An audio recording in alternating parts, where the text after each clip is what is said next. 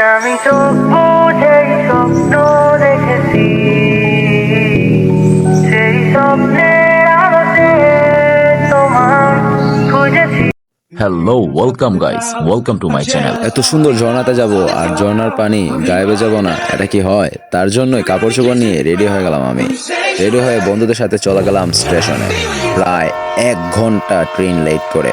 Train আসার কথা ছিল 9:55-তে, কিন্তু ট্রেন আসে 11:10-এ।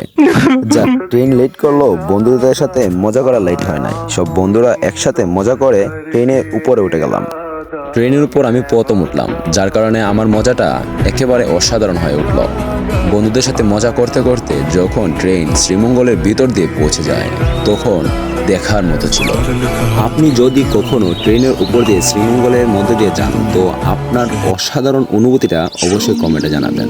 শ্রীমঙ্গল পার হয়ে যখন আমার লাউচা জঙ্গলের ভিতর ঢুকে যাই, ভাই কি বলবো, বলার ভাষা হারিয়ে ফেলেছি। যাক, বহুল প্রত্যাশার পর ঢুকে গেলাম মাধবকুণ্ডের ইকো পার্কের ভেতর।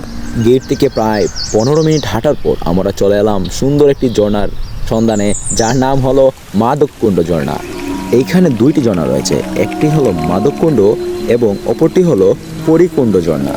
পরিকুণ্ড ঝর্ণা যেতে হলে আপনাকে আরও 20 মিনিট হাইকিং করতে হবে, তারপর আপনি পরিকুণ্ড ঝর্ণা পৌঁছে যাবেন। আর আরেকটি কথা মনোযোগ দিয়ে শুনুন, অতিবৃষ্টির সময় এই মাধবকুণ্ড ঝর্ণা থেকে বিরত থাকবেন। পাহাড়ি ডল আপনার একটি বিপদের কারণ হতে পারে যদি আপনি ঝর্ণার পানিতে নামেন। আর বাকি অন্যান্য সময় আপনি ফ্যামিলিকে নিয়ে আসতে পারেন এবং আপনি নিজে একাও ঘুরে আসতে পারেন। এই পাহাড়ের নির্জনতা আপনার মনকে ছুঁয়ে যাবে, আশা করি আপনার খুবই ভালো লাগবে। ইকো পার্কের ভেতর ড্রেসিং রুম এবং বাথরুম সহ আপনি নানান সুবিধা পেতে পারেন।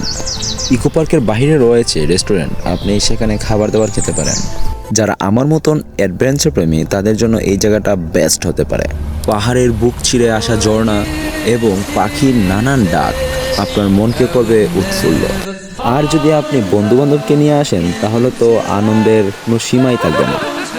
যাক, অনেক এনজয় করলাম। বন্ধুরা, ভিডিওটা ভালো লাগলে অবশ্যই একটি লাইক, সাবস্ক্রাইব এবং একটি সুন্দর কমেন্ট করে যাবেন।